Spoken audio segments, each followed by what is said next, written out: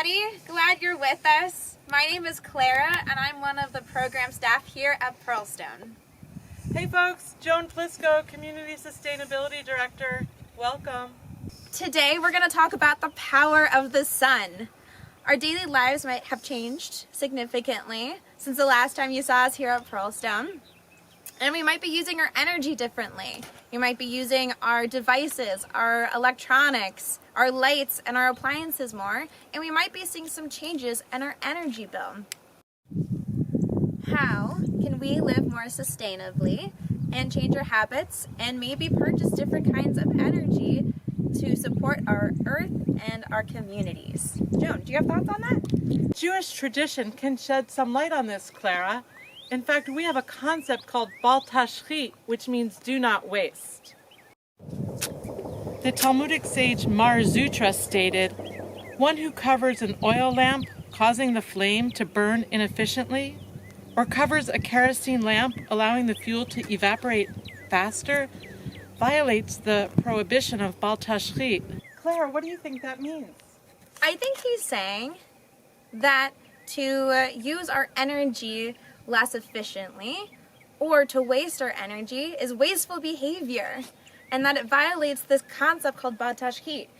And I think he's really saying that we have a moral obligation beyond ourselves to care about how we use our resources, not just for the current time, but also for the future generations to come down. Exactly, Clara. In fact, Jewish tradition tells us to consider not just the present, but the future. So while everybody is home now in these tumultuous times, we can turn off our devices, turn off our lights. We can take shorter showers to reduce our consumption of hot water. There's so many things that we can do to save energy. And one of the biggest things we can do is consider how and where we purchase our energy from. Clara, do you have any idea where our energy comes from here in Maryland? I'm so glad you asked. Yeah, let's take a look at this awesome pie chart. We'll be looking at the 2019 Maryland energy generation pie chart. But if you don't live in Maryland, consider checking out your own state's energy generation and consumption charts and data to see where your energy for your home is coming from. In Maryland, about half of our energy is coming from nuclear power plants. Wow, that's a lot. Yeah, I didn't realize it was so much of our energy consumption and generation.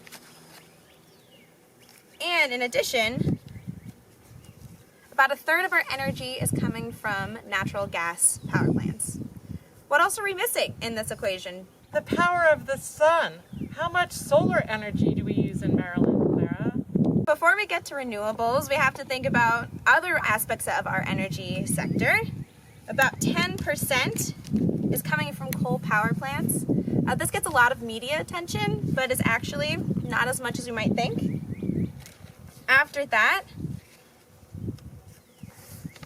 about 7% of our energy is coming from hydroelectric, so that means dams, more specifically.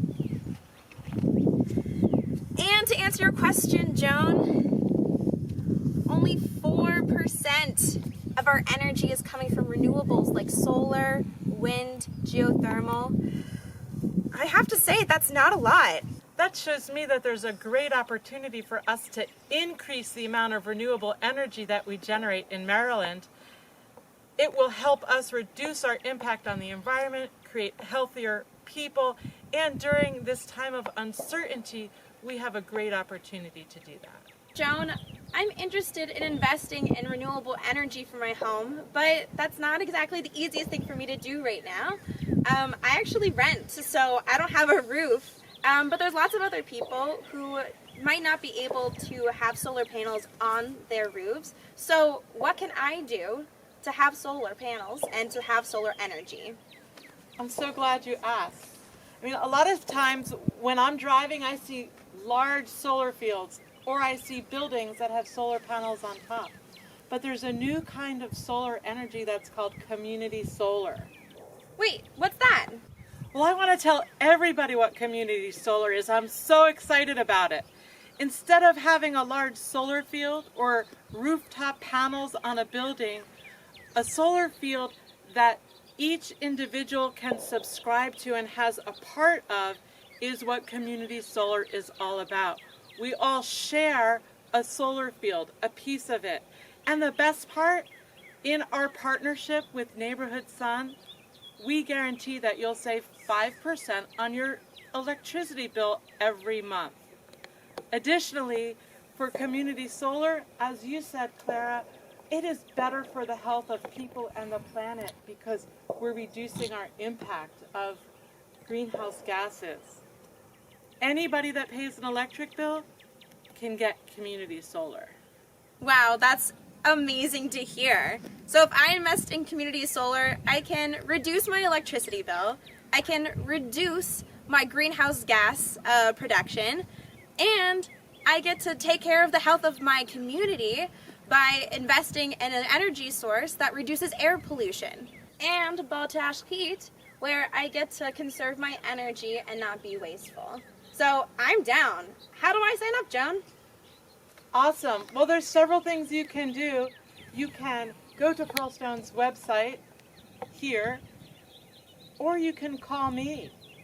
And remember, even with 7 billion people on this planet, if every person makes a change in how they practice and how they purchase, we can change this world to be a more sustainable world.